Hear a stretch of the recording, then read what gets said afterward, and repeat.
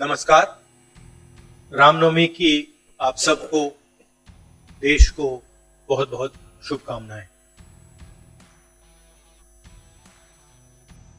ये चुनाव विचारधारा का चुनाव है।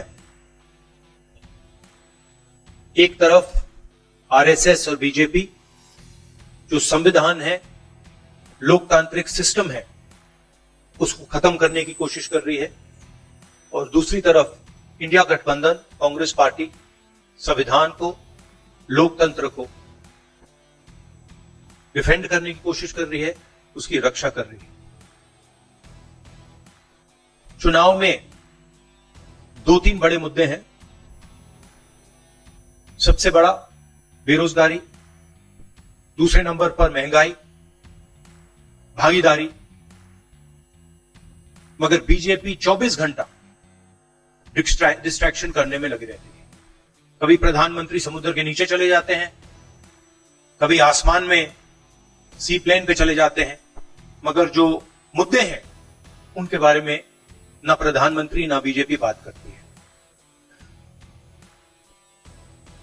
कुछ दिन पहले प्रधानमंत्री ने एएनआई को बहुत लंबा इंटरव्यू दिया। स्क्रिप्टेड था, मगर फ्लॉप शो था। प्रधानमंत्री जी ने उसमें इलेक्टोरल बॉन्ड्स समझाने की कोशिश की। प्रधानमंत्री जी कहते हैं कि इलेक्टोरल बॉन्ड्स का सिस्टम ट्रांसपेरेंसी के लिए लाया गया, राजनीति को साफ करने के लिए लाया गया।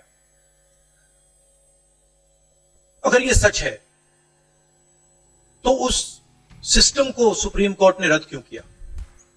और दूसरी बात, अगर आप ट्रांसपेरेंसी लाना चाहते थे तो जिन लोगों ने आपको पैसा दिया, बीजेपी को पैसा दिया, हजारों करोड़ रुपए दिए, उनका नाम आपने क्यों छुपाया था? और जिन तारीखों पे उन्होंने आपको पैसा दिया, उसको आपने क्यों छुपाया था? पता लगता है हजारों करोड़ रुपए का कॉन्ट्रैक्ट किसी कंपनी को मिलता है, उसके एकदम बाद वो कंपनी बीजेपी को पैसा देती है।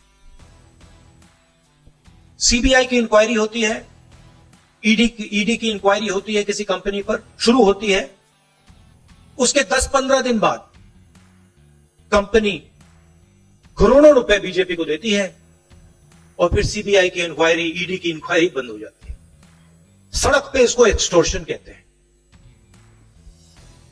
एक्सटॉर्शन कहते हैं सड़क पे। तो ये जो है इलेक्टोरल बॉन्ड्स का जो स्कीम है, ये दुनिया का सबसे बड़ा एक्सटॉर्शन का स्कीम है।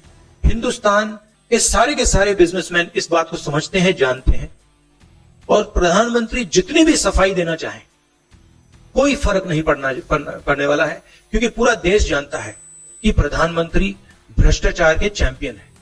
धन्यवाद।